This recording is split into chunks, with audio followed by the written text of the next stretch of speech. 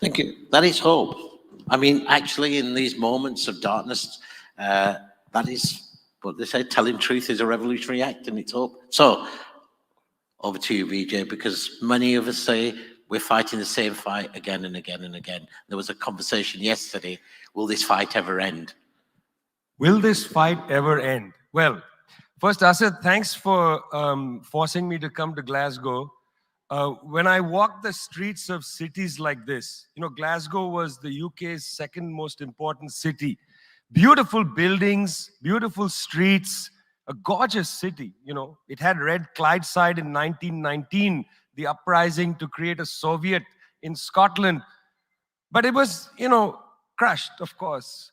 When I see cities like this, I think also about the other side of it. There's a phrase from Walter Benjamin: every monument of civilization is also a monument of barbarism. I think of the famines in Bengal, the jute workers in Bengal sending jute to Dundee through the Glasgow port. I think of human beings from Africa enslaved and brought from Ghana to the New World, and all those profits getting sucked into cities like London and Glasgow. Between 1765 and 1938, the British Isles stole $45 trillion pounds from India, 45 trillion sterling from India. We never got paid for that. When the British left India, when we threw the British out, our literacy rate was 13%. So much for several hundred years of so-called civilization. Meanwhile, our landscapes were destroyed. Coal was foisted on India. You foisted coal on us. You were the ones that came and made us coal dependent. And then you left, and now you dare to condescend to us. When I listen to Boris Johnson, when I listen to people like Joe Biden, when I listen even more to Emmanuel Macron, all I can think of is how condescending you are. You condescended to us 400 years ago. You condescended to us 300 years ago. You condescended to us 200 years ago. You condescended to us 100 years ago. You're condescending to us today.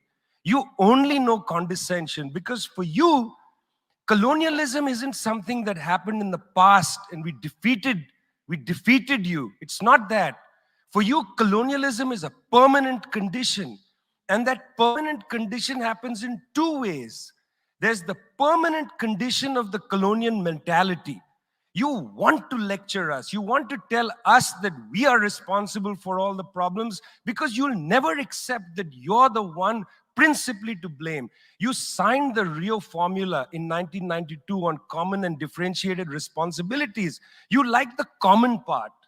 You like the common part. You like to say we're all in this together and so on. We're not in this together. The United States, 4-5% of the world's population, still uses 25% of the world's resources. You outsource production to China, and then you say China is the carbon polluter. China's producing your buckets. China's producing your nuts and bolts. China's producing your phones. Try to produce it in your own countries and see your carbon emissions rise. You love lecturing us because you have a colonial mentality. Then there are colonial structures and institutions. You lend us money, and every time you lend us money, which is our money, every time the International Monetary Fund comes to our societies and they tell us, here's the money we are giving you. No, it's our money. You give us our money back as debt, and then you lecture us about how we should live.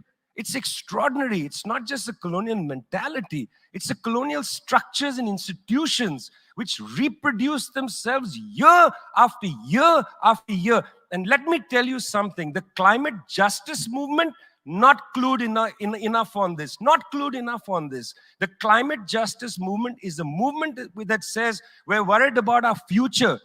What future? What future? Children in the African continent, in Asia, in Latin America, they don't have a future. They don't have a present. They're not worried about the future. They're worried about their present. Your slogan is, we're worried about the future.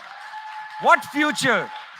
That's a middle-class bourgeois Western slogan. You got to be worried about now. 2.7 billion people can't eat now. And you're telling people, reduce your consumption.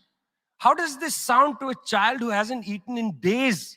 You got to clue into this, guys. You got to clue into this. Otherwise, this movement will have no legs in the third world. No legs.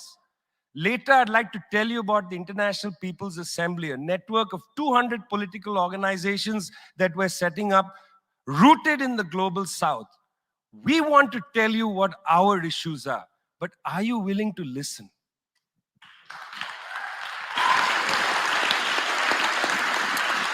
Thank you, Vijay.